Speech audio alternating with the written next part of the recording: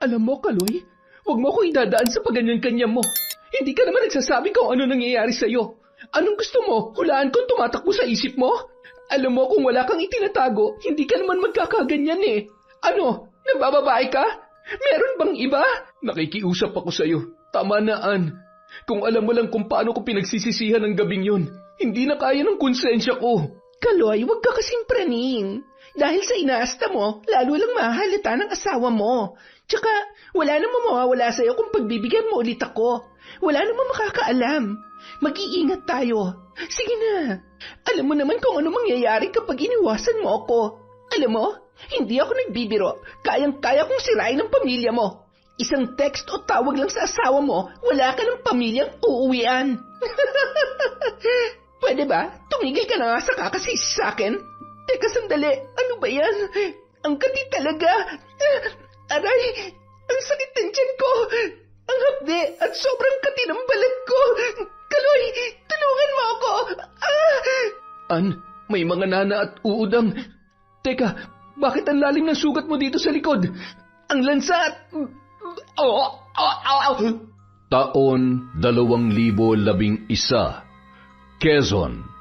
Bandang 9:00 ng gabi, pagkaparada ng kani-kanilang jeep, matapos ang halos mahigit 12 oras na pamamasada, masaya pa ring nagkukwentuhan ang magkaibigan na sina Abner at Kaloy. Hawak na rin nila ang pera na pamboundary kay Mike, ang operator ng jeepney na kanilang pinamamasada. Halos 1 dekada na sila sa kanilang trabaho. Ang bilis ng panahon, no? Parang kailan lang mula nung ipinakilala mo ako kay Boss Mike. Oo nga eh. Bagong kasal lang kayo ni Maring Karen nun. Magsasampung taon na rin yung panganay mo. Oo nga, pre. Buti na lang talaga at swerte din tayo sa tiyuhin mo. Wala naman ako masabi sa kabaitan niya sa akin. Talagang mabait at matulungin lang si Tito Mike. Ganun talaga. Ano ba naman ang gagawin niya sa pera niya kundi ipantulong at, syempre, pinambababae. Siraulo ka talaga. Baka mamaya marinig ka nun. Nako, malabo. Busy yun sa bago niyang kinakasama eh. Ganun ba? Mukhang dito na nga umuwi. Nagsasama na pala talaga sila. Oo, batang-bata pa, no? Parang niya na ngang anak eh. Siyempre, papatulan niya talaga si boss. Gwapo na, may pera, tapos napakabait pa. Mukha namang hindi lugi si Tito Mike. Kaso, bata pa eh. Siguradong maghahanap pa rin yan ng mas bata at alam mo na. Ay nako, luko-luko ka talaga. Kung ano-ano na naman yung pumapasok dyan sa utak mo. Baka pati yung chick niya pag-interesan mo ha. Napakasilosa pa naman ang asawa mo. Ito naman, masyadong pagod boy. Hoy siya, ikaw nang ulirang asawa. Alam mo, ganito lang ako, maloko magsalita pero hindi ko magagawang magloko o mambabae. Hanggang tingin lang tayo, tama na yun. Ayoko masira ang pamilya ko dahil lang sa mga pansamantalang kaligayahan. Hindi ba? Sakit lang sa ulo yan. Hayaan na natin si Chong. Malay mo seryosohin siya ng chick niya at mapangasawa niya yun. Ay nako, mahirap tumanda na may pera ka nga pero wala naman mag-aalaga sa'yo. Ay nako, totoo yan. Iba pa rin yung may asawa ka na dadamay at makakasama mo talaga. Halika na, iabot na natin tong boundary natin ngayon. Ay, nakakapagod. Buti na lang talaga, daming pasahero kapag may pasok. Oo nga eh, kaso bawing-bawi naman sa lintik na traffic na yan, tsaka sa pagtaas ng krudo. Yan ang hindi nakakapagtaka. Habang nag-uusap ang dalawa, patungo sa may balkonahe ng magandang bahay ng kanilang amo na hindi gaanong kalayuan sa garahehan ng jeep na kanilang ipinapasada araw-araw. Natatanaw nila ang noon ay tila ba masayang nagkukwentuhan na sina Ann at Mike habang may mga nakapatong na bote ng beer sa may katamtamang laking babasaging mesa. Han, mukhang nakakarami ka na. Baka mamaya makatulog ka na dyan sa kinauupuan mo. Ang bilis mo pa namang malasing. Sa akin pa nga lang, lasing na lasing ka na eh. Sino ba naman ang hindi malalasing kapag ganito kasarap kagandang nasa harapan ko?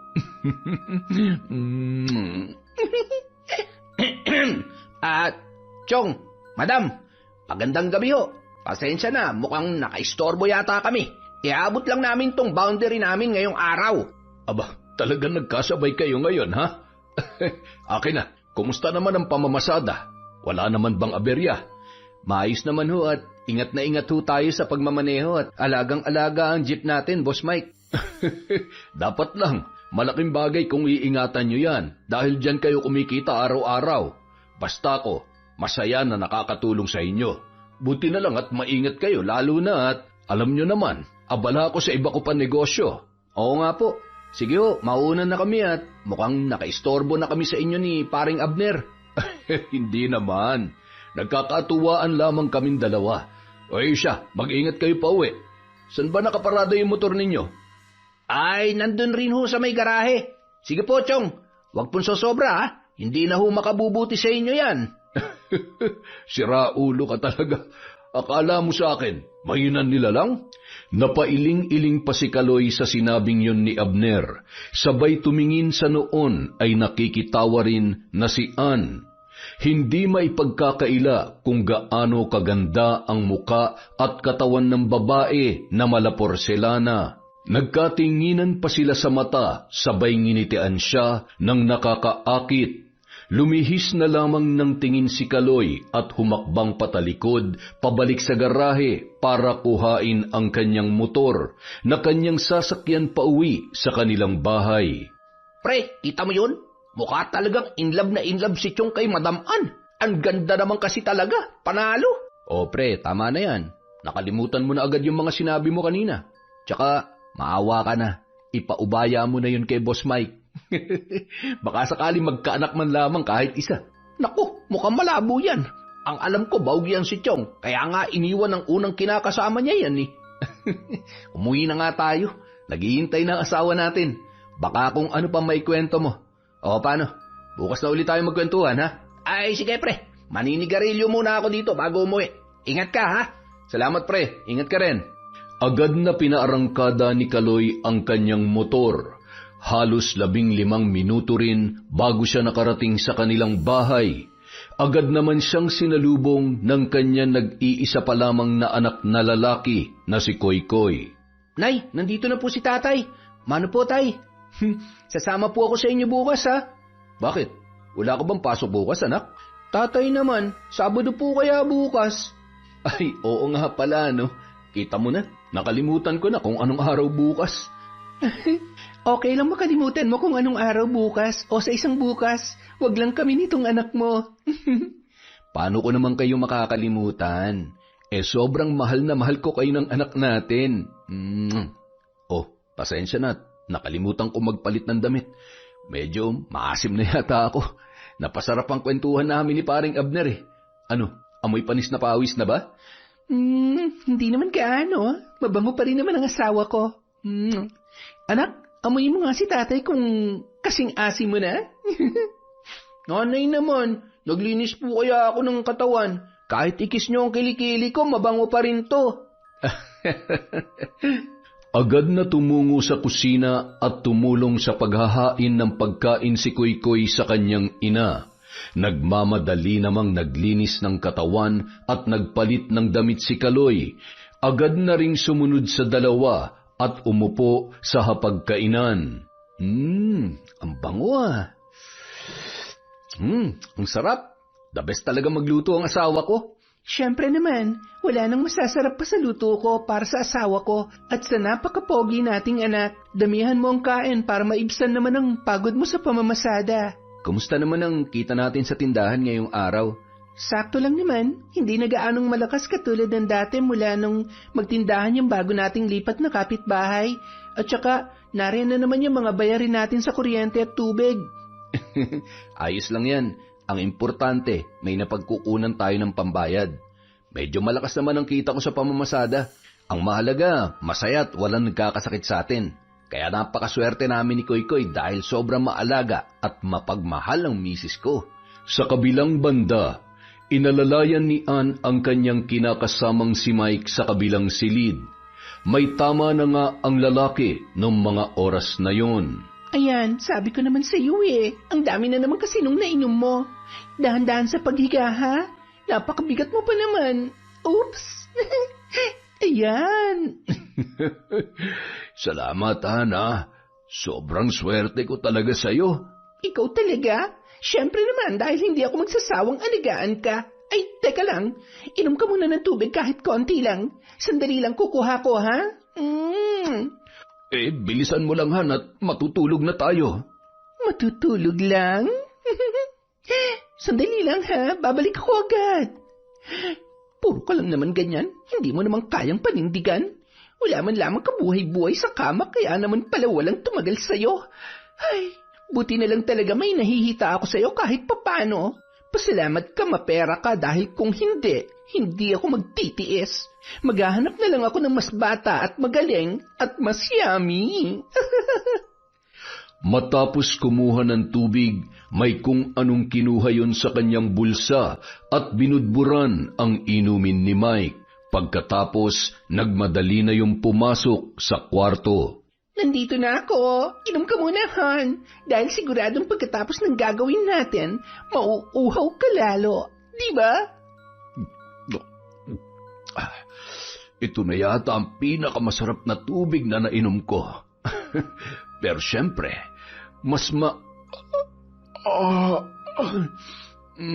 parang bigla akong nahilo, Hana. Ha? Bakit? Ano ba naman yan? Paano na tayo niyan? Teka, ayusin natin yung unan mo. Ayan, nahihilo ka pa rin ba? Hoy, Han! Yon, di tulog ka na ngayon. Paano ba yan? Alis muna ako at babalik din ako kaagad, ha? Alam ko namang mabibitin lang ako sa'yo, kaya... sleep well, Han. Agad na nagpalit ng damit ang dalaga at nag-ayos ng kanyang sarili. Maya-maya may kausap na yon sa cellphone habang isinasara ang pintuan. Gamit niya pa ang kotse ng kanyang kinakasama na si Mike. Don't worry, Han. Iingatan ko naman to. Oy, Patrick, siguraduhin mo na ready ka na, ha? Papunta na ako dyan. See you. Bye! Ilang minuto lamang, pumarada na yon sa tapat ng isang may katamtamang laking bahay. Agad naman siyang sinalubong ni Patrick, ang isa pang kasintahan ng dalaga. Taraya, asensado ka na talaga. Tinangay mo na ba yan? Baliw, mahal na mahal niyang kotse na yan. Hiniram ko lang. Tara na sa loob. Alam mo naman kung anong pinunta ko rito. Natural. Tsaka wala namang iba nakakapagpasaya sa'yo kundi ako lang. Kaya nga kahit hiwalay na tayo ako pa rin itong binabalik-balikan mo. Huwag ka nga masyadong kampante. Feeling mo naman. Ay, ang sabihin mo, mukha ka lang talagang pera. O ayan, para naman siguradong ganahan ka. Grabe ka naman. Alam mo, An, gusto at mahal pa rin naman kita. Ikaw lang naman to nagdesisyon na sumama dun sa gurang na yon. Kesa naman sa'yo. Hindi naman tayo mabubuhay sa ganito lang. Katulad mo, pareho lang tayo ng gusto. Kailangan natin ng pera.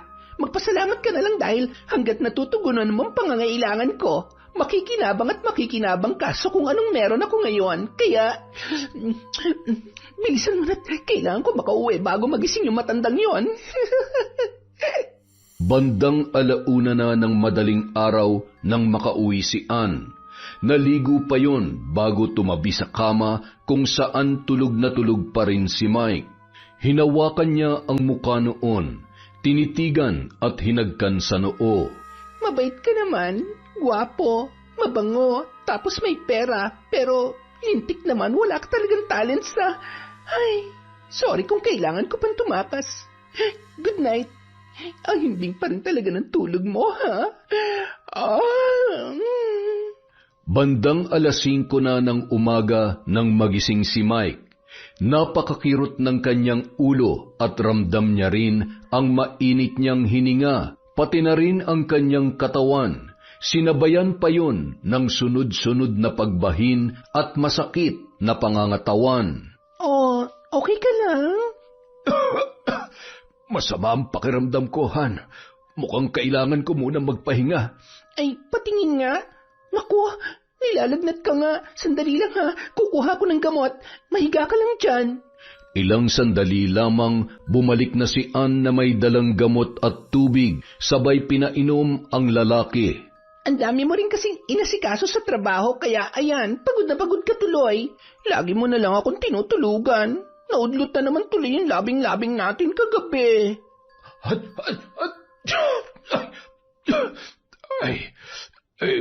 Pasensya ka na. Nakatulog na pala ako kagabi. Hindi ko na masyadong maalala eh. Ikaw na munang bahala. Kapag hinanap ako ng mga driver, ikaw na munang kumausap sa kanila, ha?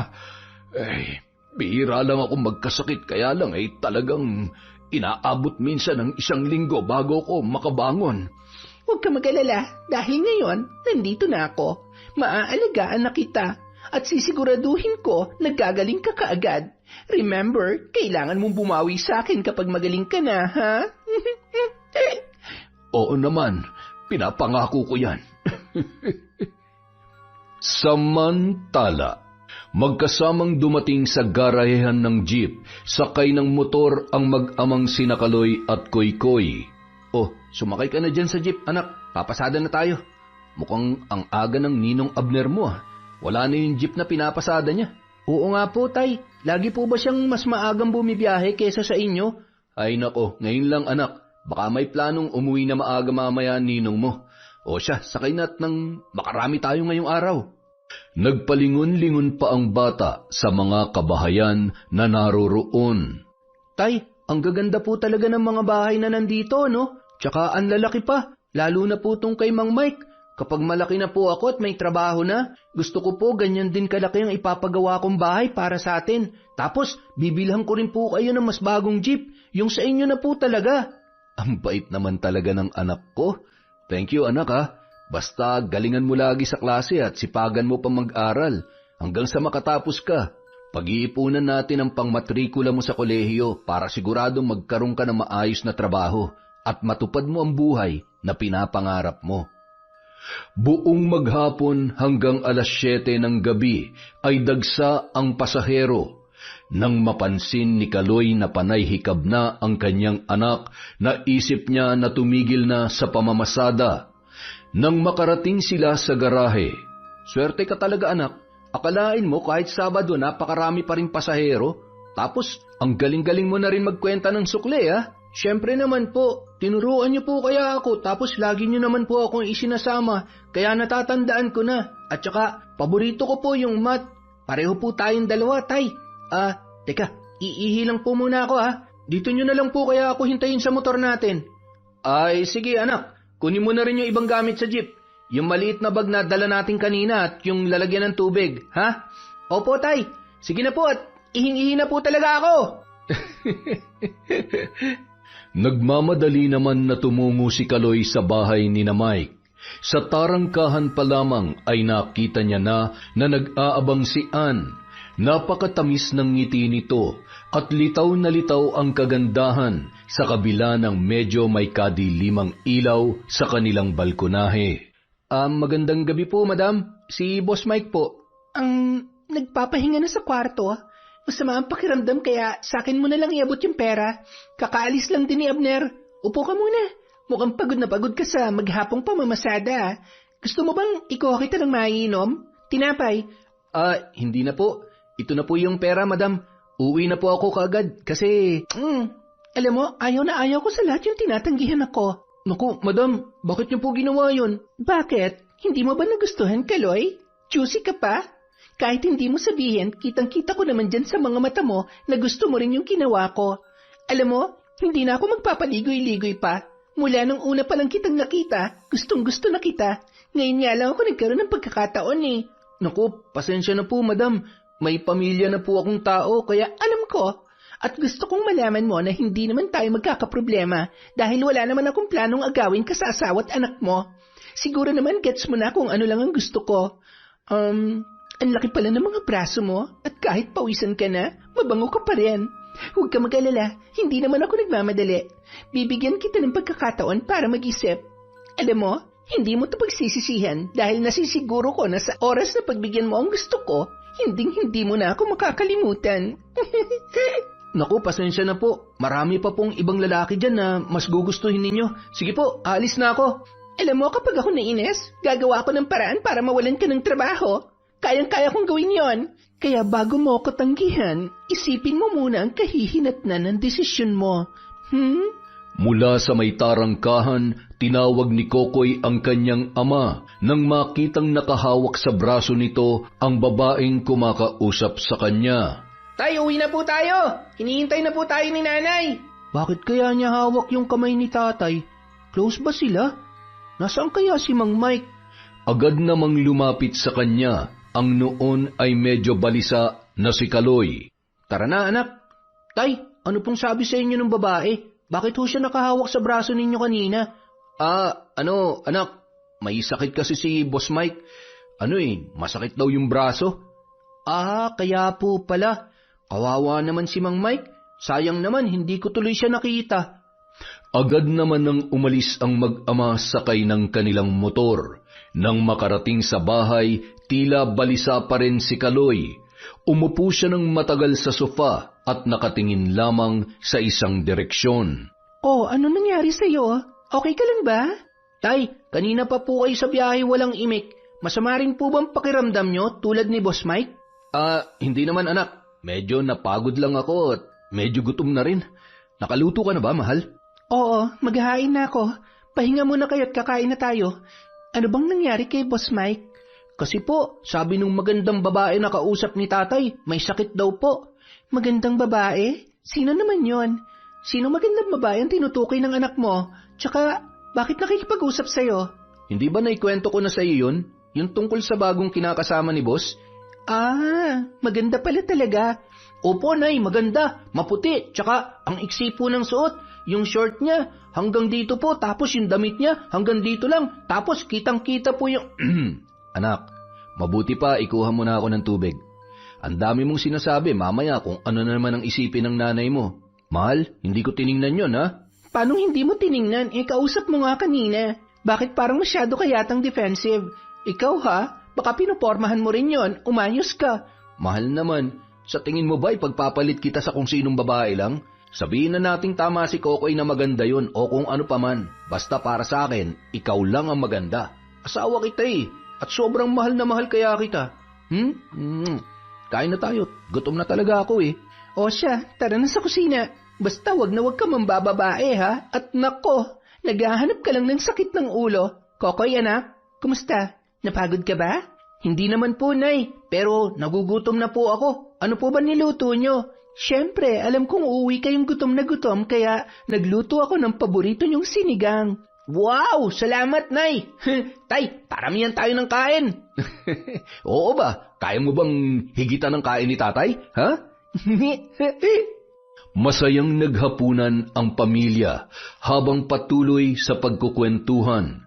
Pagkatapos, nanood muna sila ng telebisyon bago natulog.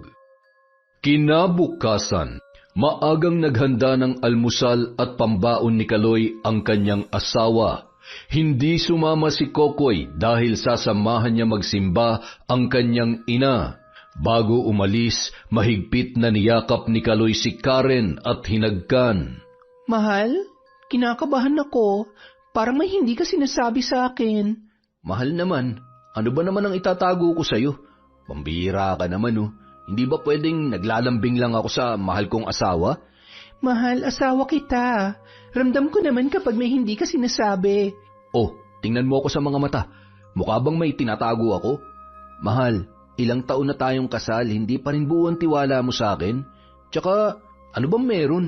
Parang nagiging selosa na rin yata ang mahal ko Teka, mas lalo ba akong gumagwapo? Sira, oo na nga lang. Hindi ako nagseselos at hindi kita pinag-iisipan ng masama. Pakiramdam ko lang, may gusto kong sabihin na hindi mo masabi sa akin. Wala nga. Kung meron man akong gustong sabihin, mahal na mahal kita. At sobrang nagpapasalamat ako na ikaw ang napangasawa ko. Paano? Alis na ako. Huwag nang mag-iisip ng kung ano-ano. Mag-iingat kayo ni Koy-Koy sa biyahe papuntang simbahan, ha? Mag-iingat ka rin sa pagmamaneho. I love you. I love you too, mahal. Nang makalabas ng bahay, napabuntong hininga naman si Kaloy. Pakiramdam niya napakalaki ng kasalanan niya sa kanyang asawa dahil sa mga mapanuksong halik ni Ann na hindi basta-bastang matanggal sa kanyang isipan.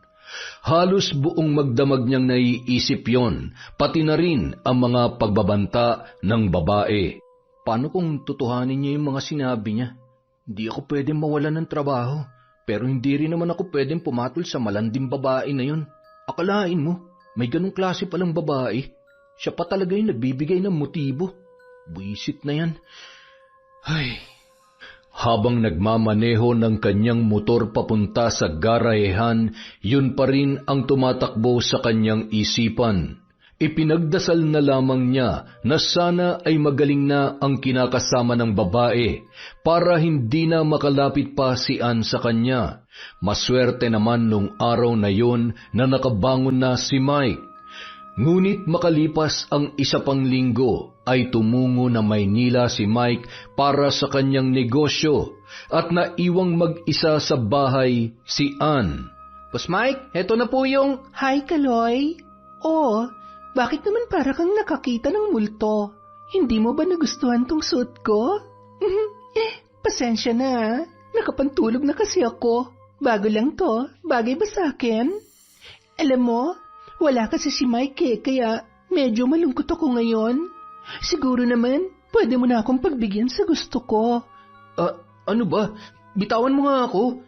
Hindi mo ba naiintindihan? May asawa na ako. Ayaw kong gumawa ng kahit na anong ikasisira ng pagsasama namin. Ano bang hindi malinaw sa'yo? Yung pagiging pakipot mo. My goodness, palay na nga tong lumalapit sa'yo. Ayaw mo pang tukain?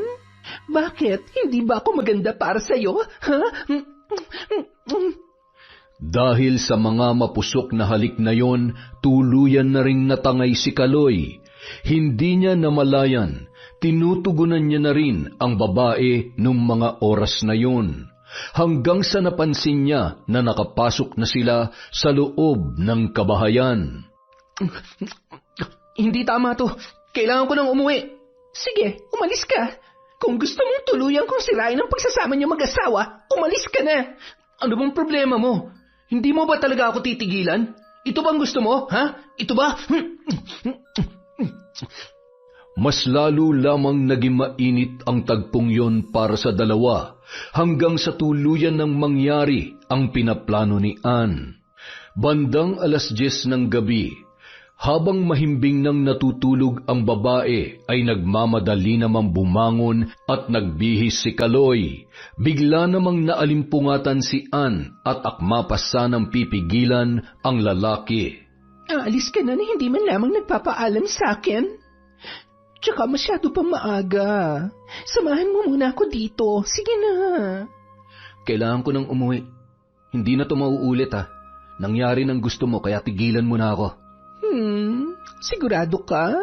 Sige ka. Alam mo, nasasabi mo lang yan dahil mas pinapairal mo yung inis mo sa akin. Pero ang totoo, nag-enjoy ka rin naman. Di ba? Ay, sige na nga, umuwi ka na. Kung sakaling mamimiss mo ang gabing to, nandito lang ako para sa'yo, ha? Ay, siya nga pala. Kinuha ko sa cellphone mo yung number mo at number ng pinakamamahal mong asawa. Alam mo na, kapag naboring ako, pwede ko naman siguro siyang tawagan. Yan ang wag na wag mong gagawin. Baka makalimutan kong babae ka. Oops! Alam mo, gusto ko yan. Mas lalo ka palang nagiging agresibo kapag nagagalit ka. Huwag ka mag-alala. Kung magkakasundo naman tayo, hindi naman ako makikipag-usap sa asawa mo para ipaalam sa kanya ang mga nangyari sa atin ngayong gabi. Galit na galit, padabog na umalis si Kaloy at mabilis na pinaharurot ang kanyang motorsiklo. Nang gabing yun, mas lalong nagbago ang mga ikinikilos at pakikitungo ni Kaloy sa kanyang asawa at maging sa anak nito. Agad na pumasok yun sa banyo, dala ang tuwalya at naligo. Bakit ba kailangan mangyari to? Paano ko to sasabihin sa asawa ko? Sigurado hindi siya maniniwala sa akin. Mahal, okay ka lang ba? Bakit naliligo ka? Pagod ka na sa pagmamaneho. Baka magkasakit ka niyan, mahal. Hindi na sinagot pa ni Kaloy ang kanyang asawa. Napatingin tuloy si Karen kay Koykoy na noon ay nagtataka rin kung bakit nagkakaganoon ang kanyang ama. Ano bang nangyayari sa tatay mo? Hindi ko rin po alam, Nay.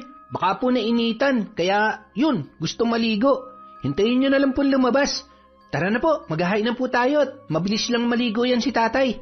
Paglabas ng banyo, dumiretso na yon sa kusina, na puno ng katahimikan ang gabing yon. Si Karen naman nakikiramdam lamang sa kanyang asawa. Ganun din si Koykoy na noon ay palipat-lipat ang tingin sa kanyang ama at ina. Ano ba nangyayari sa kanila? Magkagalit ba sila?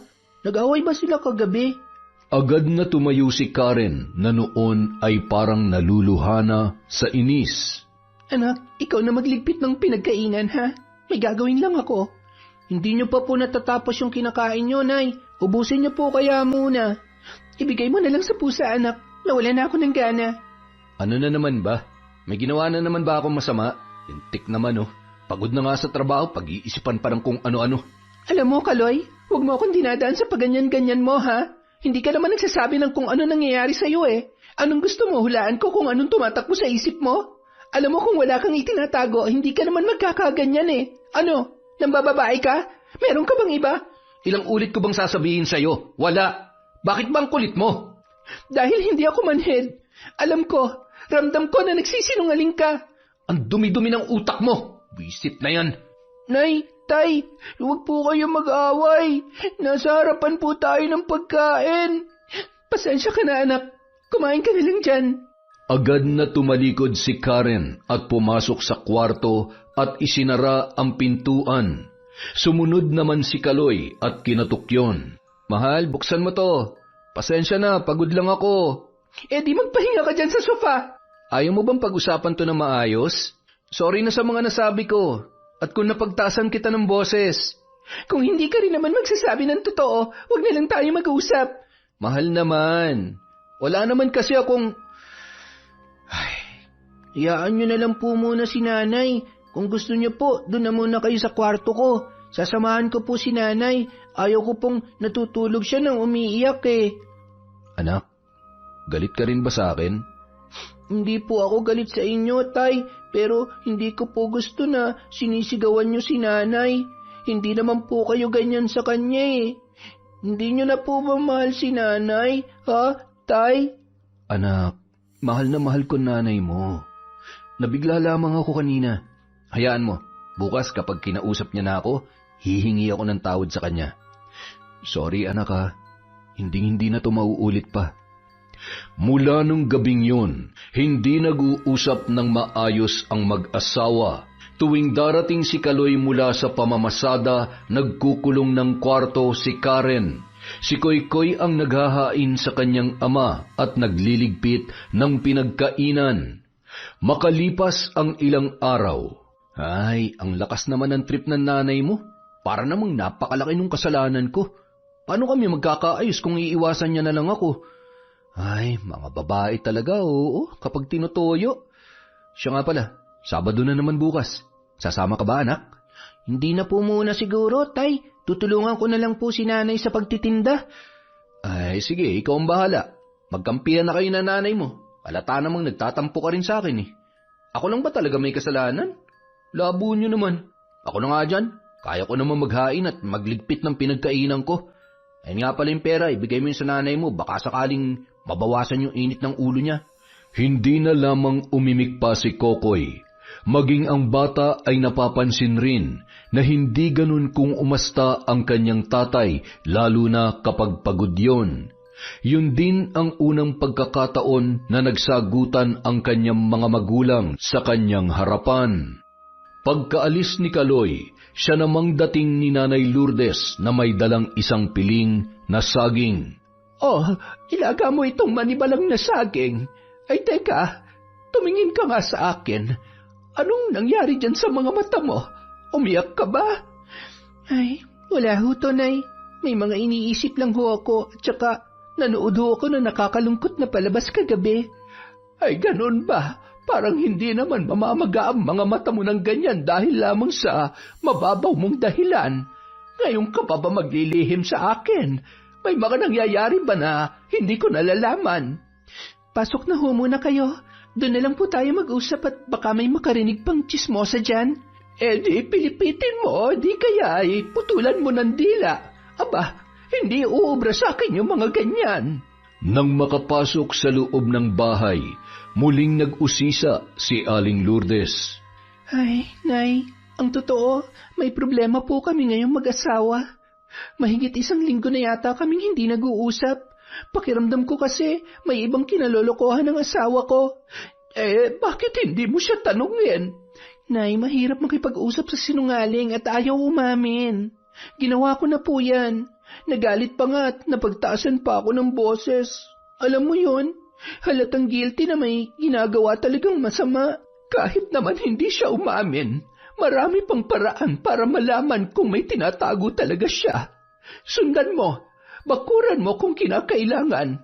Hindi solusyon na hindi kayo mag-uusap. Alam mo, kapag nagsisinungaling ang kausap mo, huwag mong ipapahalata na hindi ka naniniwala para malaya mong malaman ang katotohanan.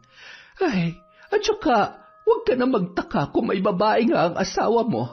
Araw-araw siyang namamasada at maraming makikitang tukso sa kalye, lalo na sa mga pasahero. Gwapo kaya malakas ang loob na mambabae. Ay, sabi ko sa'yo, huwag ka mag-aasawa na masyadong gwapo nang wala kang maging kaagaw. Nay, gwapo man o pangit, magloloko ko magloloko. Kesa naman pangit na nga, niloloko pa ako tapos magiging kamukha pa ng anak ko. Kung sakali maghiwalay kami, at least may gwapo kong anak. May punto ka naman dyan. Ay, anak nga kita. Pero Karen, kung sakaling may babae nga ang asawa mo, anong gagawin mo? Hahayaan mo na lang ba na masira ang pamilya mo nang dahil sa lintik na babaeng haliparot na yon? Nay, hindi ko alam kung anong gagawin ko sa oras na mapatunayan ko na tama ang hinala ko. Alam ko sa sarili ko na hindi ko nakakayanin pa makisama sa kanya kung sakali. Ginawa kong lahat, Nay. Binitawan kong pangarap ko nang ipinagbuntis ko si Koykoy. Naging mabuting asawa ko sa kanya at ina naman sa anak ko. Kaya kung mambababae siya, lintik lang ang walang ganti. Pareho silang mananagot sa akin. Kaya niyo namang gawin yon para sa akin, hindi ba, Nay? Yung babae lang ang babarangin natin, hindi yung asawa mo at baka pagdating ng huli, ikaw rin ang magsisi. Isa pa, kahit anong mangyari, tatay pa rin siya ng anak mo. Tsaka sa loob ng ilang taon yung pagsasama, naging mabuting ama at asawa rin naman siya. Alam mo, kung sakali man, sinusubukan lamang ng Diyos ang katatagan at katapatan yung mag-asawa. Huwag ka mag-alala, nandito lamang ako at hindi ko kayo pababayaan. Isipin mong makabubuti para sa pamilya mo.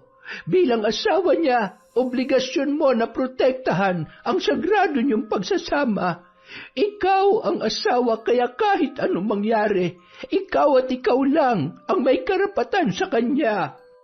Matapos ang masinsinang pag-uusap, agad na rin na nagpaalam ang matanda matapos bigyan ng mahigpit na yakap ang noon ay tuluyan ng napapaluha na si Karen.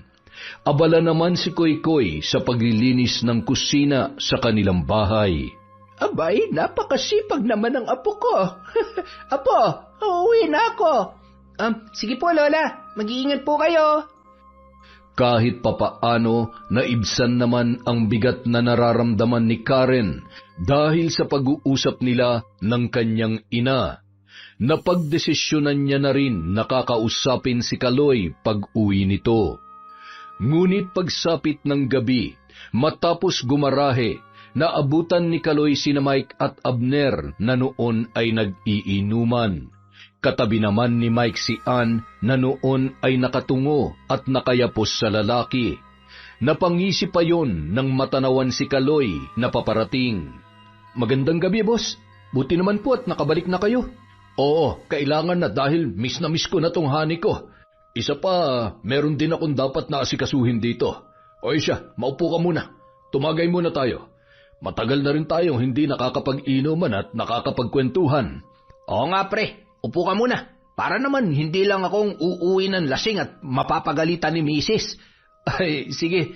Pero maya-maya po mauuna na ako. Medyo tinotoyo yung asawa ko nitong nakaraan baka naman may ginawa kang kasalanan. Oo nga naman. Alam mo naman kami mga babae. Malakas ang pakiramdam namin kapag may iba kayong kinalolokohan. Mabuti na lang sa akin lang baliw na baliw tong si Mike. Hindi ba, Han? Oo naman. Kontento na ako sa iyo at walang ibang dahilan para magloko pa ako. Baka tamang hinala lang naman si Mare.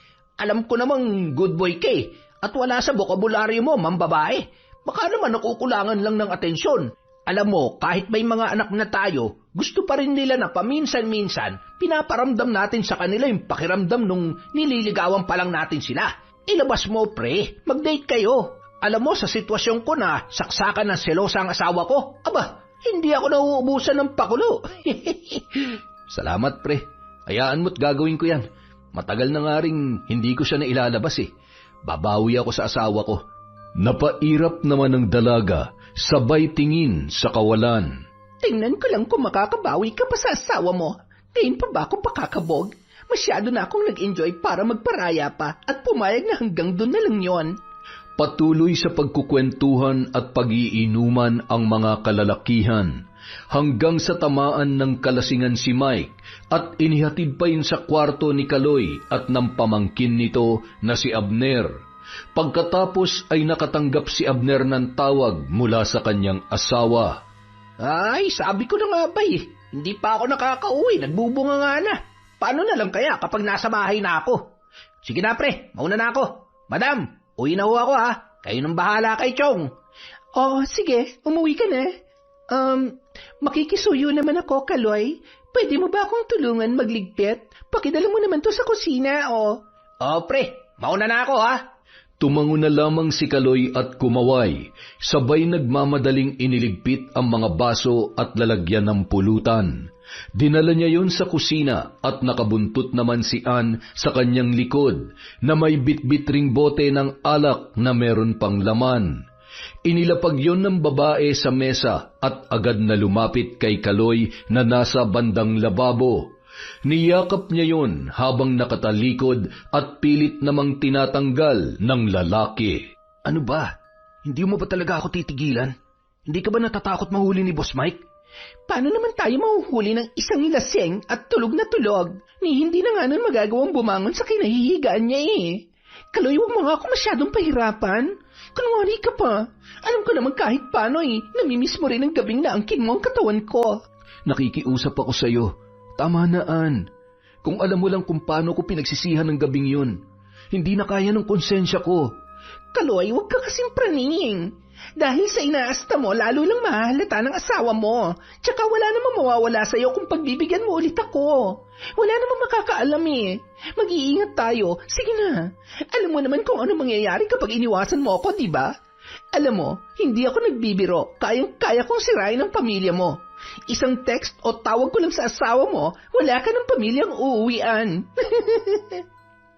Hinawakan ni Ann ang muka ng lalaki at tinitigan ang mapupungay na mga mata noon na tila ba punong-puno ng pagkamuhi sa kanya.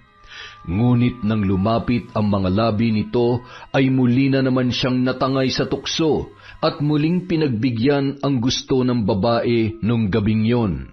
Hanggang sa natagpuan nila ang kanilang mga sarili sa sofa at doon ay mainit na pinagsaluhang muli ang gabing yon.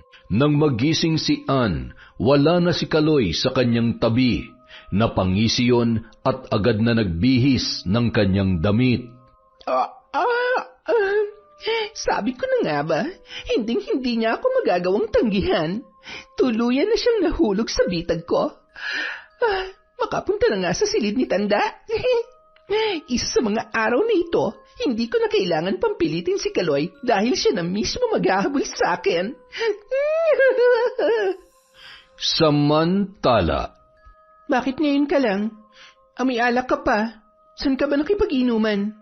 Huwag kang mag-alala, sina Boss Mike at Abner lang ang kainuman ko. Napasarap ng kwento kaya ngayon lang ako nakauwi. Kumain ka na ba? Oo. Saan? Hindi pa pala pero nabusog naman ako sa pulutan namin. Teka, di ka nagalit sa akin? Hinintay nga kita para mag-sorry at magkausap sana tayong dalawa. Ayaw ko namang kung saan pa mauwi ang simpleng pagtatalo natin. Ay, maupo ka nga muna rito. Mahal, kahit anong mangyari, ikaw lang ang mahal ko. Asawa kita at hinding-hindi kita ipagpapalit sa iba. Basta magtiwala ka lang sa akin. Mahigpit na niyakap ni Karen ang kanyang asawa. Taliwas man ang kanyang kutob sa sinasabi at ikinikilos nito, ay kinakailangan niyang tanggapin ang paghingi noon ng tawad. Nang gabi rin yun. Mahal, inaantok ka na ba? Oo. Bakit? May gusto ka bang sabihin at pag-usapan pa? Wala naman. Ano kasi, namimiss lang kita. Matapos sabihin yun, mapusok niyang hinagkan ang kanyang asawa. Mahal, sandali. Ano ba nangyayari sa'yo? Bakit parang ibang-iba kayata ngayon? Ha? Anong iba? Hindi ba pwedeng namiss lang kita? Ay, sige na nga, matulog na nga lang tayo. Mahal, hoy. Ito naman, nanibago lang ako eh. Makalipas ang mahigit 3 buwan, naging maayos na ang pagsasama ni Karen at Kaloy. Akala ng babae, nagsasabi talaga ng totoo ang kanyang asawa, lalo na't bihira lang yon kung umuwi ng alanganing oras, madalas 1 beses lamang sa 1 linggo. Lingid sa kanyang kaalaman, tuluyan na naging mas malalim ang ugnayan ni Naan at Kaloy nung mga panahon na yon. Naging madalas na rin kasi ang pag-alis ni Mike para asikasuhin ang negosyo niya sa Maynila. Isang umaga. Ang sakit ng ulo ko. Nahihilo ko. Teka, hindi pwede.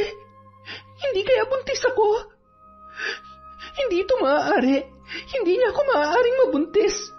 Mapapatay ako ni Mike. Kung sakali man, hindi pwedeng matuloy ang bata na nasa sinapupunan ko. Kailangan kong tulong ni Aling Shedeng. Nung oras ding yun, naiirita pang lumabas ng bahay si Ann. Nakita niya na tinanghali na si Kaloy at kasama pa ang asawa nitong si Karen. Nilapitan niya ang mag-asawa. Hi, ikaw ba si Karen? Opo, ako nga po. Baka naman gusto mo kayo ipakilala sa kanya, Kaloy. Mahal, si Ann. Asawa ni Boss Mike. Ikaw pala yon. Magandang umaga po. Parang namumutla ho kayo. Masama po bang pakiramdam ninyo? Wala to. Medyo nahihilo lang. Naparami ang inom ko kagabi eh. Sige na, maiwan ko na kayo. Natutuwa akong makilala ka, Karen. Matamis ng ngiti lamang ang itinugon nito sa kanya. Ang ganda pala at ang bata-bata pa ng asawa ng boss mo. Oo, maganda. Pero, syempre, wala nang mas gaganda pa sa asawa ko. Makalipas ang 1 linggo, dumalaw si Karen sa bahay ng kanyang nanay Lourdes. Habang nag-uusap ang dalawa sa balkonahe, may nakita ang matanda na pumasok sa tarangkahan ni Aling Shedeng. Mukhang isang buhay na naman ang sasayangin ni Shedeng. Mas gugustuhin ko pang mambarang kesa pumatay ng inosenteng sanggol. Wala ding konsensya ang mga babaeng lumalapit sa kanya. Ay, sariling laman at dugo ay nagagawang... Dalaga pa lang ho ako, ginagawa niya na yan. Hindi pa rin pala siya tumitigil. Sinabi mo pa, nakita mo ba yung pumasok kanina? Ang ganda pa naman din. Sigurado nagtatrabaho yun sa bar. Hindi ko lang ho masyadong napansin. Bahala siya. Sila naman ang magbabayad sa kasalanan nila. Nang pauwi na sana si Karen ay nagulat siya nang makita ang noon ay palabas din sa tarangkahan na si Ann. Kapansin-pansin ang dahan-dahan na paglalakad noon, napaatras siya at napakubli sa may halamanan. Tinanaw niya yon hanggang sa makasakay ng kotse. Hoy, ano bang ginagawa mo dyan? Nay, kilala ko yung babae na tinutukoy niyo. Siya yung asawa na may-ari ng jeep na pinapasada ni Kaloy. Ano? Ay, teka, bakit niya naman ipapalaglag ang bata? Nay, sa pagkakaalam ko, baog po si Boss Mike. Kung ipinalaglag niya yung bata, ibig sabihin, iba ang ama nun. May iba siyang karelasyon maliban kay... Oh, bakit? Bakit parang kinabahan ako bigla? Hindi kaya... Iniisip mo ba na may relasyon ang babae na yun at ang asawa mo? Nay, nung huli ko kasi siyang nakita, nung lumapit siya sa amin, hindi ko masabi kung ano pero may iba akong naramdaman na hindi ko may paliwanag. Iba rin yung mga tingin niya kay Kaloy, lalo na sa akin. Ay, mahirap magbintang pero kailangan mong malaman ng totoo. Alamin mo at kailangan makita mismo ng dalawa mong mga mata. Huwag mong hayaang niloloko ka ng asawa mo at ako mismo magtatanggal sa kati ng babaeng yon. Kinagabihan, pagdating ni Kaloy ay agad na naghain ng hapunan si Karen. Anak, tawagin mo ng tatay mo at kakain na tayo. Tay, kakain na daw po, sabi ni nanay. Agad naman na tumungo sa kusina ang lalaki. Kapansin-pansin na may malalim yon na iniisip. Kain na, mahal. Anak, maupo ka na. Siya nga pala, kumusta naman si Ann? Si Ann? Yung asawa ni boss? May iba ka pa bang Ann nakakilala? Ay, ano ba naman kasi at sa akin mo siya kinukumusta? Mukha namang okay siya. Okay sila ni boss. Ay, teka, ba't mo nga pala naitanong? Nakita ko kasi siya kanina sa bahay ni Aling Shedeng, yung dating kumadrona na nagpapabalitang pinupuntahan ng mga pokpok para magpalaglag ng bata. Nagtataka lang ako kung sinong ama nung dinadala niya. Kasi di ba nga minsan naikwento mo sa akin na baog yung boss mo? At saka kung si Boss Mike ang tatay, bakit niya naman ipapalaglag? Sa tingin mo, may ibang lalaki kaya si Ann? Pakiabot nga yung tubig, anak. Mag-relax ka nga. Nagtatanong lang ako. Kung makareact ka naman, akala mo ikaw yung... Sige na nga, kumain na lang tayo. Hayop ka, Kaloy. Huwag ko lang malaman na ikaw ang ama ng batang ipinalaglag niya at may relasyon nga kayo ng babaeng yon. Hindi kita mapapatawad. Makalipas ang ilan pang linggo, nagpatuloy sa pagsubaybay sa mga kilos ng kanyang asawa si Karen. Dumating sa punto na nagmamasid na siya sa labas ng bahay at sa mga lugar kung saan posibleng nagkikita ang dalawa. Isang gabi, matapos igarahe ang jeep ay nagulat na lamang si Kaloy nang biglang may yumakap sa kanyang likuran. Ann, anong ginagawa mo dito? Umalis na naman ba si boss? Baka may makakita sa atin. Kahit kailan talaga hindi ka nag-iingat. Anong hindi? Kung hindi ako nag-iingat, edi sana may nakakaalam na sa relasyon natin. Relax ka lang. Gusto lang naman kita makausap. Alam kong masama loob mo dahil sa naging pasya ko. Hindi naman kasi tama na ipalaglag mo yung bata. Anong gagawin ko? Ayaw mo namang iwanan yung asawa mo para sa akin. Tsaka, pareho tayo malilintikan kay Mike. Ay, kalimutan nga natin yon. Basta ngayon, ang gusto ko lang, maramdaman ko ulit ang init ng iyong pagmamahal. Namimiss mo rin naman ako, hindi ba? Ikaw talaga? Lagi mo na lang akong dinadaan sa ganyan. Pumasok pa ang dalawa sa loob ng jeep at sa pagkakataong yon ay hindi na nakapagtimpi pa na sumugod si Karen. Sa noon ay kapwa hubot-hubad na sina Kaloy at Ann. Dumampot yon ng isang kahoy at pinaghampas ang dalawa. Mga hayop kayo! Ang bababoy nyo! Mahal, ano ba? Tama na! Huwag mo ako matawag-tawag na mahal. Tumabi ka at huwag ka makikialam sa gagawin ko sa babaeng yan. Akala mo matatakasan mo ako? Ang kati-kati mo. Hindi ka na nakontento, pati asawa ko ginagapang mo pa. Hindi lang to nararapat sa'yo. Pagsisisihan mo to, tandaan mo yan. Aray, ano pa? Bitiwan mo ako. Hindi mo lang matanggap na baliw sa akin ang asawa mo. Sorry ha, dahil nasisiguro ko na higit na mas masaya siya sa akin. At talagang proud ka pa. Ano nangyayari dito? Ano to at bakit, Kaloy? Ano ibig sabihin nito? Ano, Kaloy?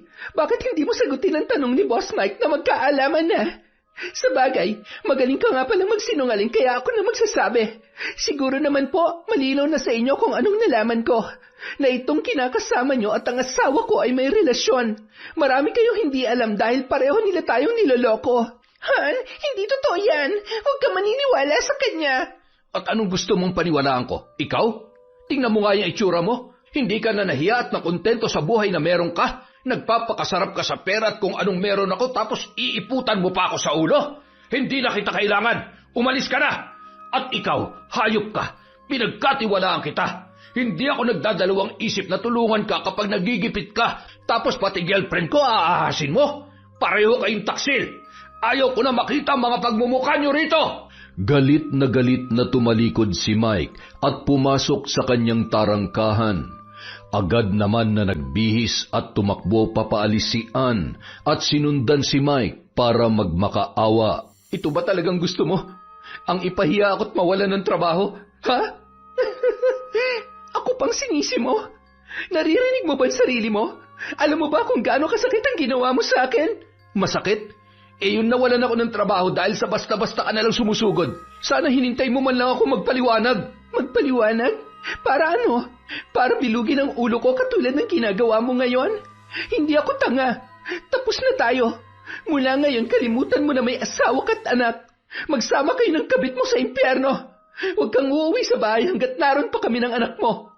Ayaw kita makita at makausap pa. Karen, sandali! Karen! Puisit na buhay to! Nang gabi rin yun, agad na nag-empake ng gamit ang mag-ina. Nay, talaga po bang iiwan na natin si tatay? Ano po ba nangyari? Anak, tsaka ako na lang ipapaliwanag sa'yo. Sa ngayon, kailangan muna nating umalis, ha? Doon muna tayo sa lola mo. Pasensya na, anak. Pero hindi ko na kaya pang makisama sa tatay mo. Kung nagawa niya naman babae ng isang beses, magsinungaling ng paulit-ulit, magagawa niya ulit yon.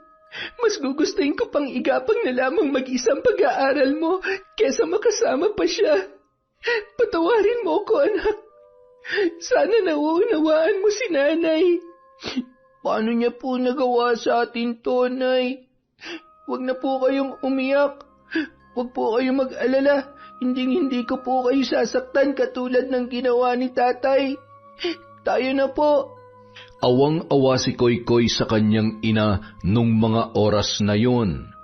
Parang dinudurog ang kanyang puso na nakikita na patuloy ang pag-agos ng luha ng kanyang nanay hanggang sa makarating sila sa bahay ng kanyang lola Lourdes. Ano ba nangyari? Nahuli mo na ba? Totoo nga bang... Opo, mga hayop sila, mga manluloko. Pareho lang silang sinungaling at walang konsensya. Nandidiri ako kay Kaloy. Napakawalang hiya niya. Ayaw ko, nanay. Hindi ko na ilalaban pa ang kasal namin. Gusto ko na lang makalaya sa kahit na anong nararamdaman ko ngayon. Gusto ko magdusa silang pareho. Tumigil ka na sa kakaiyak. Hindi iniiyak ka ng lalaking katulad niya. Huwag ka mag-alala at ako nang bahala sa mga lintik na yan. Ipaparanas natin sa kanila ang kate at pasakit na hindi kayang kamutin at gamutin. Isang gabi, habang nagluluto ng hapunan si Karen, nakakulong naman sa isang silid si Aling Lourdes.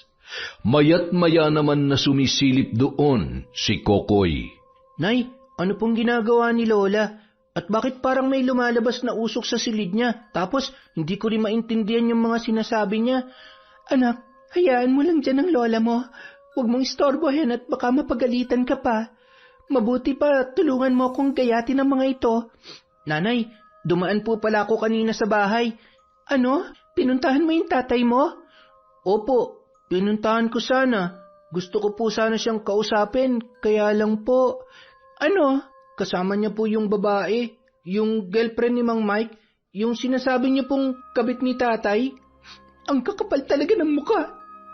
Sa bagay naman talaga sila magsama. Malamang dahil wala nang mapuntahan ng haliparot na yon, kaya magtsatsaga siyang tumira sa bahay na yon kasama ang tatay mo.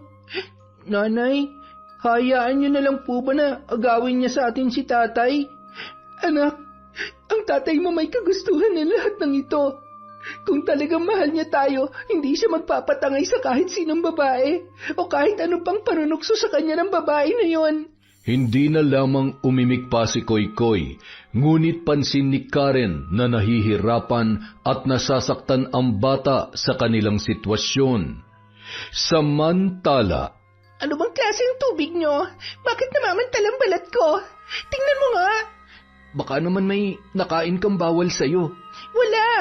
Pareho naman tayo ng inulam eh.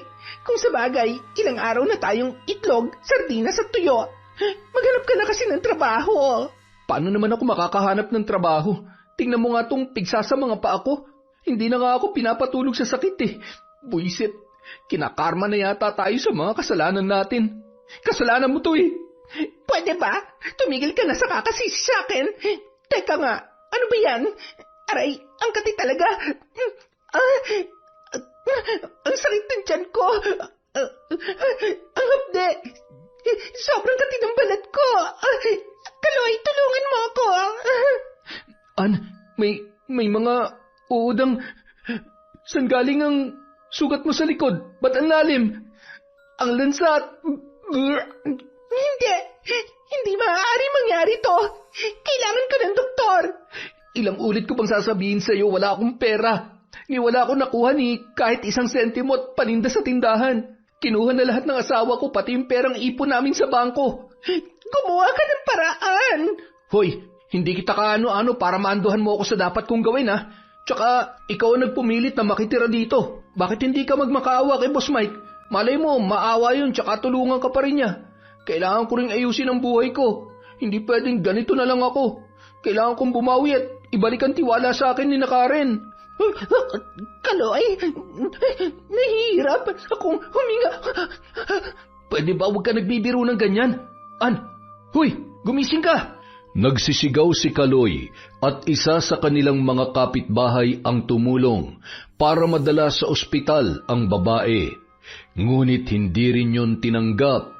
Marami ang nagsabi na hindi doktor kundi albularyo ang kailangan nila. Halos magpumalahaw at paika-ika naman si Kaloy dahil sa kanyang iniindang pigsa. Sakay ng tricycle, magkasama nilang tinungo ang isang albularyo, ngunit bigo nilang maabutan yun. Halos hindi na maimulat ni Ann ang kanyang mga mata na may lumalabas na nana at dugo. Namamaga ang labi at punong-puno na rin ng malalaking butlig at kulugo ang muka ng babae. Hindi ko na kaya. Napahagulhol na lamang si Kaloy dahil sa takot, lalo na kung gaano kabilis ang pangyayari at makita kung paano namatay si Ann. Nababatid niya na may kinalaman ang kanyang asawang si Karen sa mga nangyayari sa kanila. Wala na siyang maisip na paraan nung mga oras na yon, kundi ang humingi ng tulong kay Abner. Agad naman siyang pinuntahan ng kanyang kaibigan. Hindi ko alam kung anong pumasok dyan sa kokote mo, pre. Paano mo nagawa yun? Kung makapagsalita ka nun, parang hindi mo kayang gumawa ng kalokohan. Tapos ngayon, malalaman ko, ikaw pala tong... Ay, pasensya na, pero wala akong may papahiram sa'yo. Minsan na kitang tinulungan, pero hindi mo naman yun pinahalagahan. Mabuti na lamang, tinulungan siya ng mga opisyal ng barangay na ipagbigay alam sa mga kamag-anak noon ang nangyari. Agad namang inasikaso ng mga yun ang agarang pagpapalibing sa babae dahil sa napakasangsang na amoy noon. Makalipas ang ilang araw, nagising na lamang si Kaloy na sobrang taas ng kanyang lagnat. Nagnanaknak din ang kanyang mga pigsa sa paa. Nagulat na lamang siya nang may biglang pumasok sa kanyang kwarto. Mahal, ikaw nga. Salamat, bumalik ka na. Hindi ako pumunta rito para balikan ka. Gusto ko lang damayan ka dahil sa pagkamatay ng babaeng ipinalit mo sa akin. Makikiramay sana ako. Karen, ni minsan hindi ka napalitan sa buhay ko.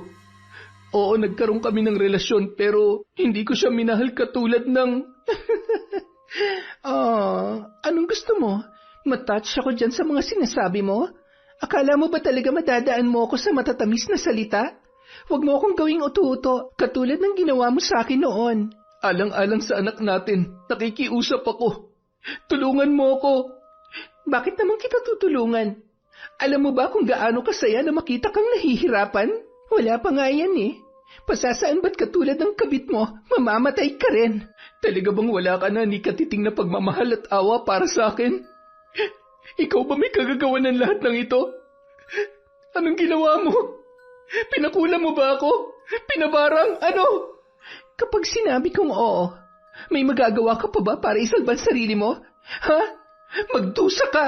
Napakawala mong puso para gawin sa akin to. Ikaw ang naging dahilan kung bakit naging matigas ang loob ko. Sa oras na malaman ni Koy-Koy ang ginagawa mo sa akin, siguradong kabumuhi ang kanya. Mamamatay tao! Sabihin mo na kung anong gusto mong sabihin. Hindi na magbabagong isip ko. Tawagin mo na lahat ng santo o puntahan mo na lahat ng mga mahuhusay na albularyo bago sumapit ang susunod na kabilugan ng buwan. Dahil kapag minalas ka, mamamatay ka na hindi mo man lamang natatanggap ang kapatawaran mula sa sarili mong anak. Hanggang ikalawang buhay, dadalhin ng konsensya mong pagsira sa pamilya natin. Wala kang ibang dapat sisihin kundi ang sarili mo lang dahil marupok ka, dahil sinungaling at taksil ka. Karen, huwag mo akong iwan, Karen. Patawarin mo ako.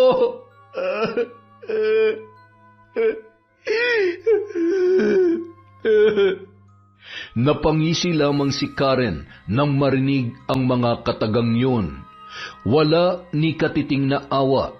Galit lamang at sakit ang nararamdaman niya nung mga oras na yun.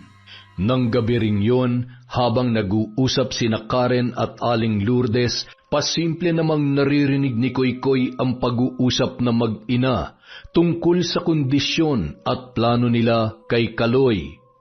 Kinaumagahan, palihim na tumungo si Koy-Koy sa bahay ng kanyang ama. Suot niya ang uniforme. Ang alam ng kanyang nanay at lola ay papasok siya sa paaralan. Nasa labas pa lamang ng tarangkahan, naririnig na niya ang pagdaing ng kanyang ama. Agad siyang tumakbo papasok ng bahay at nadatnan na sumisigaw ang kanyang tatay habang hawak-hawak ang ulo nito. Ang sakit! Hindi ko na kaya! Tama na! Tay! Anak!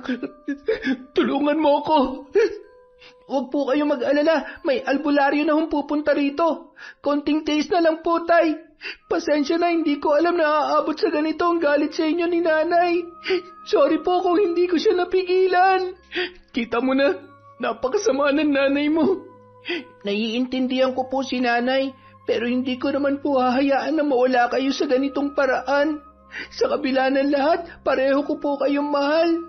Kung sakaling hindi na natin maayos to, sana naman manatili pa rin kayong nanay at tatay sa akin. Hindi ko po kaya may mapahamak sa inyo. Mahal na mahal ko po kayo ni nanay, tatay. Habang nag-uusap ang dalawa at mayat mayang pagdaing ni Kaloy, siya namang pagdating ng albularyo na pinakiusapan ni Koy-Koy na gamutin ang kanyang ama. Hindi madaling tanggalin ang sumpa ng mambabarang na may gawa nito. Kung hindi ko siya mapapasuko, hindi niya tatanggalin ang sumpa sa tatay mo. Masyado siyang malakas, ngunit anong laban niya sa amang makapangyarihan? Isa lamang sa amin na maaari magtagumpay at naway gabayan ako ng Diyos na mapagaling ka. Ano pong mangyayari sa mambabarang kapag nilabanan niyo siya? Maaari kong ibalik sa kanya ang ginawa niya sa kanyang biktima at kung mamalasin, ay maaari niyang ikamatay yon. Po, hindi po pwede. Bigyan niyo lamang po ng pansamantalang lunas si tatay. Ako na pong bahalang kumausap sa mambabarang. Ano? Kilala mo mambabarang na ito? Gaano ka kasigurado na mapapapayag mo siya? Basta ako na pong bahala. Maiwan ko na po muna kayo. Ipangako niyo po sa akin na wala po kayong gagawin na kahit ano hanggat hindi po ako bumabalik. Nagmadaling umuwi si Koykoy sakay ng tricycle, at laking gulat naman ng mag-inang sina Aling Lourdes at Karen sa pagdating ng noon ay hangus na si Koykoy. Apo, ano ba't umuwi ka na? Wala ka bang pasok? Nay, Lola, alam ko po magagalit kayo sa akin, pero ang totoo po, galing po ako kay tatay. Alam ko rin po na binarang niyo siya kaya siya naghihirap at nagkaroon ng malubhang karamdaman. Nay, kailangan niyo po bang gumanti sa ganung paraan? Nay, Lola, nakikiusap po ako. Huwag niyo na pong ituloy ang plano niyong pagpatay sa kanya. Bigyan niyo po silang pagkakataon na itama ang mga pagkakamali niya. Kung hindi niyo na ho kayang patawarin si tatay, naiintindihan ko po. Pero huwag niyo naman po hayaan na mawalan ako ng ama ng tuluyan. Hindi naman po may tatama ang pagkakamali niya kapag pinatay niyo siya eh. Nanay, pakiusap po. Makinig po kayo sa akin. Huwag na po kayong gumawa ng kasalanan dahil lang sa galit at nasaktan kayo. Minahal niyo rin naman po si tatay. Asawa niyo pa rin po siya. Masisisi mo ba ako, anak? Nasaktan ako. Para niya na akong pinatay nung gabing nahuli ko sila ng babae niya. Kapag ipinipikit ko ang aking mga mata, paulit-ulit kong naaalala ang mga nangyari. Paulit-ulit akong nahihirapan at nasasaktan. Naiintindihan ko po, Nay. Mahal na mahal ko po kayo, kaya nasaktan din po ako sa nangyari. Pero Nay, mahal ko rin po si tatay. Ang gusto ko lang, magbago siya at pagsisihan niya yung mga pagkakamali niya. Nay, pangako niyo sa akin na babawiin niyo ni Lola yung sumpa. Lola! Nay! Wala nang nagawa pa ang mag-inang sina Lourdes at Karen, kundi ang yakapin na lamang si Koykoy nung mga sandaling yon, habang naninikluhod para sa buhay ng kanyang ama. Patawarin mo ako, anak. Nasaktan lamang ako. Pero tama ka. Masyado ako nagpadala sa galit. Huwag ka mag-alala. Higit na mahalaga para sa akin kung ano makakabuti para sa'yo. Mahal na mahal kita, anak. Ikaw na lang ang meron si nanay. Patawarin mo sana kami ng lola mo kung inililihim namin ang bagay na ito. Samantala, Hindi naman sa pinakikialaman ko ang buhay mo, pero ano bang nagawa mo't umabot ka sa puntong ito? Talaga bang asawa mo may pakana ng lahat ng ito? Babaero ka siguro, ano? Isang beses lang ako nagloko at pinagsisihan ko na yun. Pinagsisihan kasi nahuli ka, hindi ba? Kung hindi ka nahuli, tuloy-tuloy pa rin ang pambababae mo. Tarantado. Ayan, tingnan mo kung gaano kagrabe. Pwede nang ilibing ang kalahating katawan mo. Bulok na, oh. Pati yung pribadong parte ng katawan mo ay hindi pinalagpas. Sa bagay, malamang yan talagang puntiryahin niya. Huwag kasing basta-basta gagawa ng kalokohan. Tulad yan, paano na lang kung hindi siya madaan sa pakiusap ng anak mo? Sa hukay ang bagsak mo. Hindi ako pwede mamatay. Gusto ko pa mabuhay at makasamang anak ko. Kahit yung anak ko na lang. Kung hindi ka pa magkakaganyan, hindi ka patatablan ng takot. Hay nako, kung sakaling magaling ka na, mambababae ka ulit. Yun ay kung hindi ka pa nadadala. Paano ba yan? Wala pa yung anak mo. Baka naman hindi na bumalik yon. Ilang sandali pa, dumating na si Koykoy at hinawakan niya ang kamay ng kanyang ama. Tay, napapayag ko po sila lola at nanay. Babawiin na po nilang sumpa. Pero wag po sana kayong gagawa ng kahit na ano na mas ikagagalit ni nanay. Umiwas na lang po kayo kung kinakailangan. Naniniwala po ako na darating ang araw, mapapatawad ka rin po niya. Ang mahalaga po sa ngayon, buhay kayo at nandito pa rin naman ho ako para sa inyo, tay. Salamat anak. Salamat dahil sa kabila ng mga kasalanan ko ay hindi mo pa rin ako itinakwil at pinabayaan. Mahal na mahal kita. Mahal na mahal ko kayo at hindi ako nawawalan ng pag-asa na darating yung araw na makakasama ko ulit kayo. Ay sus, nasasabi mo lang yan ngayon. Sakto, tulungan mo na lang ako, iho, na linisin natin ang pinakulukong dahon ng bayabas sa mga sugat nitong tatay mong babaero.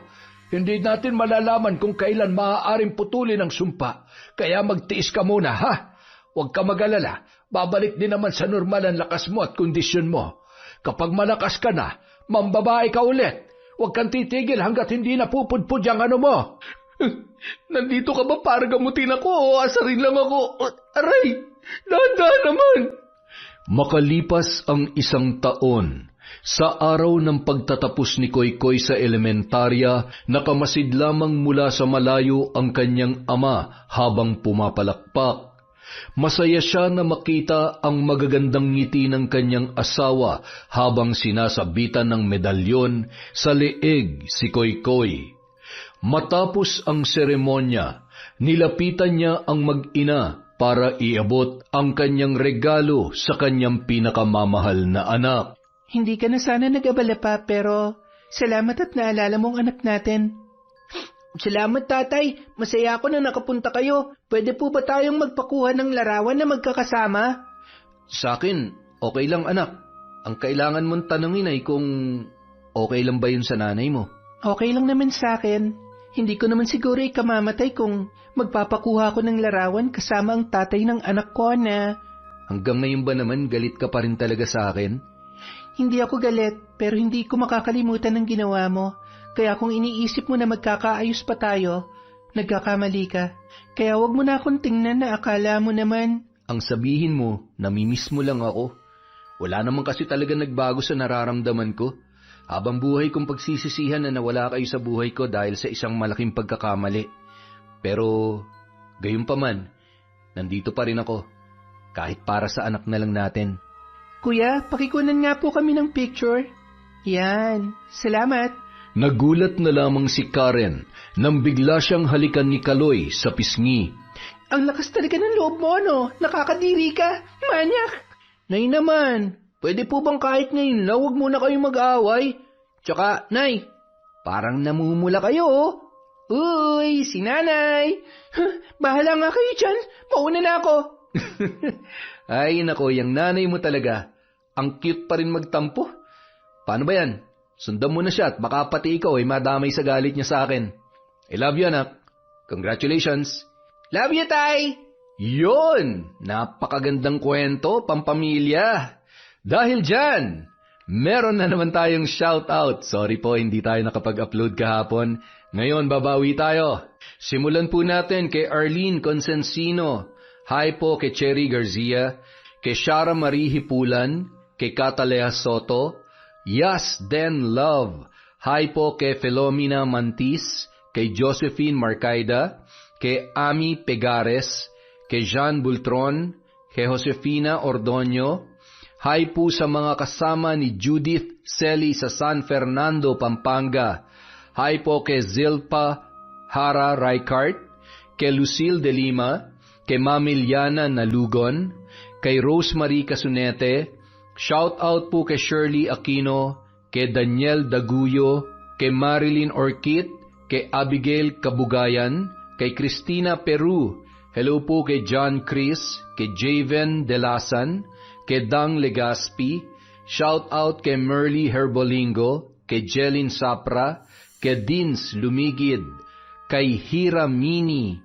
Shout out po kay Flordeli Parcon, kay Dilay Dikay, kay Ni Alforte, kay Sergey R. Bernabenario Jr.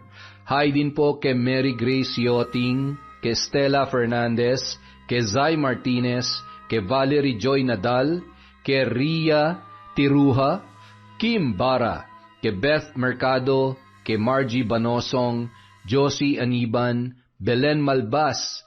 Hi po kay Giza Nicole, kay Milrose Galvez, kay Catalea Soto, kay Zairand Lapuhapo. Hi din po kay Amy Carbonilla, kay Chris Alcantara, kay Esang Gonzales, Adam Lasa, Zane Axel Ranada, kay Milaine Jordaline Concepcion, kay Lani Villa, kay Febe Ranyada, sa Rapaslato family at kay Alia Balaja from Luz Biminda, kay Charlene Gumansing, kay Richard Rivera, IMMHR Lynn, hi din po kay Merly Amistad, kay Hani Austria, Gemstone Claro, Mami Riza, kay Ami Viray, kay Manisan Mamot Mapadtaya, kay Jessel Flores, Leia Tan, kay Crezil Garcia, kay Jessica Rojas, hi kay KMM, Yas Den Love, Rosette Ersando, kay Abel Aina, Ferdinand at Isabel from Roslyn Jimenez, mananahi ng Pandibulacan, LJ Melano, Borbor, Tibong, Ilong at sa Mercado family from Darwin Mercado. Hi po kay Vicky Abut, kay Tats 765, Aida Sikander, shout out kay Amy Carbonilla, kay Neneng Maria Love, kay Roman Estrada, kay Marian Laborte, kay Hana Maylin Sesgundo, Edgardo Fontanilla, Ronnie Castro, Dimples Yumi, Idol. Hi din po kay Gemma de Ocampo, kay Nur OFW Riyadh, kay April Joy Principal, kay Marideth Jurila, kay Arlene Castro Ramos, kay Chander de Guzman, kay Jennifer Ngoho, kay Kuis Xiao TV, kay Jerilyn Bayron, kay Finky Rusi 14, Gay Somojo, at kay Chris Girl 5. Maraming salamat po sa walang sawang pagsuporta sa Kwentong Enteng.